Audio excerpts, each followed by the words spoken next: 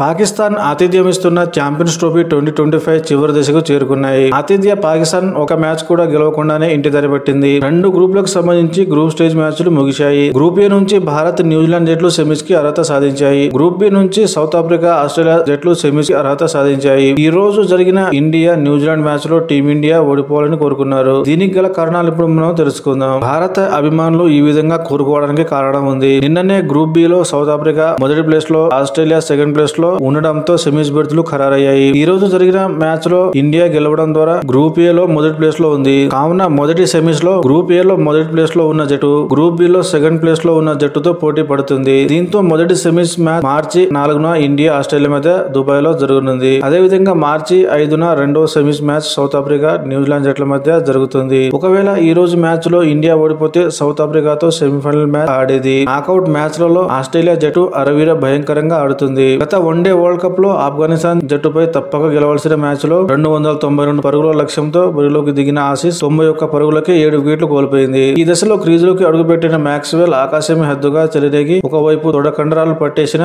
ఒంటి చేత్తో మ్యాచ్ ను గెలిపించారు. అందువల్ల తప్పక గెలవాల్సిన మ్యాచ్ లో ఆస్ట్రేలియా ఇంకా భయంకరంగా ఆడుతుంది. అదేవిధంగా ఫైనల్ మ్యాచ్ లో 42 పరుగులకే 3 వికెట్లు కోల్పోయింది. కానీ ఈసారి ట్రావిస్ హెడ్ ఒంటి చేత్తో వరల్డ్ కప్ ను ఆసీస్ కి అందించారు. అందువల్ల ఒత్తిడిలో ఆడేటప్పుడు వారు డైరెక్ట్ అటాక్ చేస్తారు. ప్రెసిడెంట్ ఆసీస్ లో సీనియర్ ప్లేయర్లు గాయాల కారణంగా దూరం అయ్యారు. అయినా కూడా తక్కువ అంచనా వేయవద్దు. ఛాంపియన్స్ ట్రోఫీ లీగ్ దశలో ఇంగ్లాండ్ విసిరిన 352 పరుగుల లక్ష్యాన్ని 47.3 ఓవర్లలో ఛేదించింది. అయితే ఈసారి ప్రతీకారం తీర్చుకునే అవకాశం భారత్ కి వచ్చింది. మార్చి 4న జరిగే మ్యాచ్ లో ఆస్ట్రేలియాను ఓడించి ప్రతీకారం తీర్చుకోవాలని సగటు భారతీయుడు కోరుకుంటున్నారు. దుబాయ్ లో మ్యాచ్ జరుగుతుండటంతో మనకు కలిసి వచ్చే అంశం. మన దగ్గర స్పెషలిస్ట్ స్పిన్నర్స్ ఉన్నారు. అదే విధంగా నెంబర్ 8 వరకు బ్యాటింగ్ చేసే సామర్థ్యం ఉంది. కాబట్టి ఆసీస్ ను ఓడించడం పెద్ద కష్టమేమి కాకపోవచ్చు. కాకపోతే ఒత్తిడిలో ఎలా ఆడతారు అనే భయం లోపల ఉంది. ఈ మ్యాచ్ లో కూడా కింగ్ కోహ్లీ కీలకం కానున్నారు. మొదట బ్యాటింగ్ చేసేటప్పుడు అయినా, చేజింగ్ చేసేటప్పుడు అయినా విరాట్ కోహ్లీ చివరి వరకు ఉంటే మ్యాచ్ గెలిచినట్టే అనుకోవచ్చు. మొత్తానికి ఫైనల్ చేరేది ఎవరు అనేది మంగళవారం తెలిపోనుంది.